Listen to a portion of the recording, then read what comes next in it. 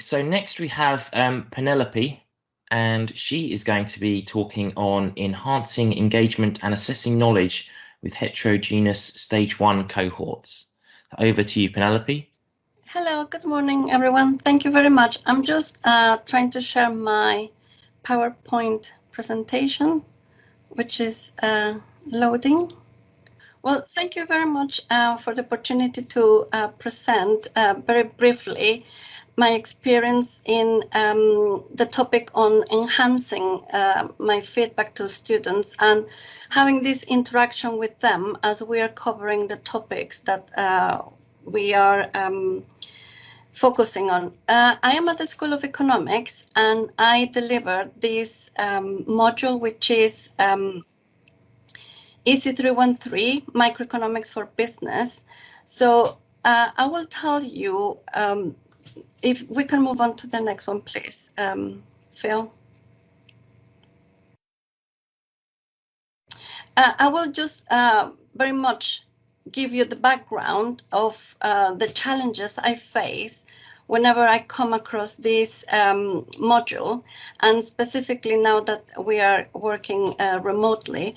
But I have gathered and brought experience that I have used in the past. And then I will tell you very briefly about some interactive pedagogical tools and how they have work, which is very positive. And this is my purpose, to share this very positive experience, which has been mutually positive for the students and for myself. And just finally, the take-in messages of this process. Next one, please. So, as I mentioned earlier, this is a specific module, which is EC313, Microeconomics for Business. And what you have to bear in mind is that I am teaching economics to non-economic students. So imagine that this is a compulsory module that they have to take in order to continue with their studies. And many of them are initially very reluctant to take it. They just say economics and it's just, what is that? And they openly said, I just don't like economics. So to start with is their attitude towards the module, the topic that they have to take. That's the first hurdle, let's say. The second one is the size of it. It's usually a very big module. I have been teaching this module for the last 5 years. First time I had it, it was 360 students, and only this year has come below the 300. So we have the main cohort, and then this is split into 10 groups. Due to the size, we have relabeled it rather than name them as seminars. We went for workshops, but it's basically the content that we would be given for the seminars. We used to have seminars and workshops, but we had to put the workshops aside for this current academic year.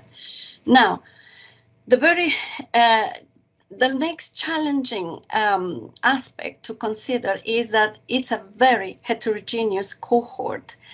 Bear in mind that there are students coming from 17 different programs. I'm just listing the single honors. So mainly they come from doing management, international business, marketing, politics, maths, psychology, and the list continues. Those are the single honors, but then we have the joint honors. The majority of them just come straight from school. However, every single year I have had mature students, and they come to me asking for help and saying that they feel that they are not going to do well because they have lost their skills for being at university, of studying, of learning, that they cannot concentrate, etc. So I have to mentor as well those students. And the final hurdle, or the final characteristic, is that within this heterogeneous cohort, within this very varied list of programs that students are doing, is that some of them have done economics previously at school, and others have not done it. And they tell me all of this knowledge is entirely new. I didn't know about these words. I don't understand. So I have to reach a very and compromise in order to balance the degree of difficulty, or to pitch it at the right level. So for those ones who have done it before, it's not too easy. And for those ones who are just coming to it, to take it and pace it. Next one, please, Phil. So previously, I have used Ombia, and it has given me very good results. So having that experience, and because I was running the workshops, the seminars this time, I didn't want to rely on PowerPoint sessions and slides, because I was interacting with them. They already had the pre-recorded lectures, so we were going to talk and we were going to discuss the exercises to understand at which level was their understanding of the topic. And the design of these quizzes, polls, and mini quizzes, basically, was three mainfold. The purpose was, at the beginning of lecture or session, this is a typo, should be a workshop, will be to know how much of the recording of the lecture they have already understood. This is for me to check. During the middle of it was to see whether they have the accurate understanding of a concept or of a graphical analysis that it's essential to understand that specific topic. And towards the end of the session, to check how much they are taking from that particular session and to round up. Next, please. We've got 3 minutes left, Penelope. Thank you very much. So here, I'm just giving you snapshots of how I run them. I had these workshops, and usually they will say, which question, where are we? So this was really helpful for everybody to be focused on the specific question we were talking about. I would answer it, and then the next one, please, Phil. They would answer it, and I will check how many of their answers were correct, how many were offline. And obviously we started with the interaction. So they received immediate about their misunderstanding, or just to enhance their understanding of that specific question, of that specific concept. Next one, please, Phil. So this is just a very good example of something that I just tried this time, which is the Giphy. And this was very suitable for a topic that we were discussing about market structures. So I was explaining on the specific concept of brand loyalty. And to start the session, I said, please think about your favorite brand of chocolate or cereal or snack. And they were very engaged, and they were very actively participating at the beginning of the session. And that allowed me to continue and to bring in the hard concepts to them.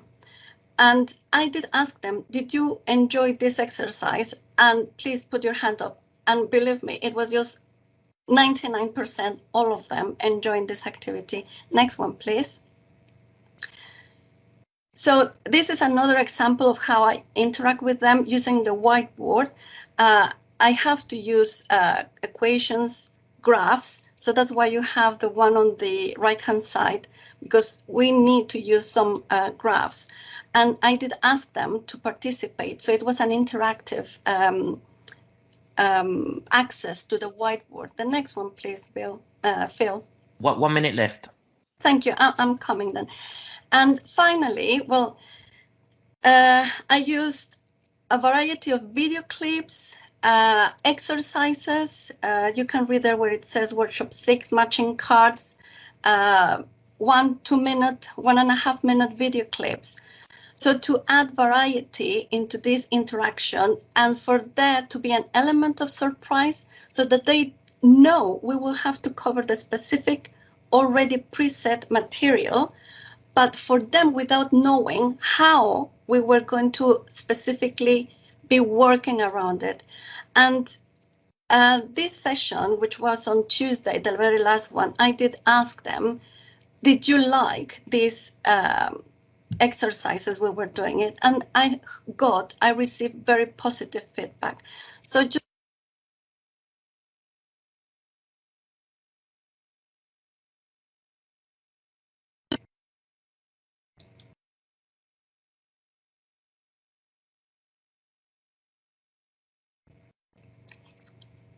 the next slide, please.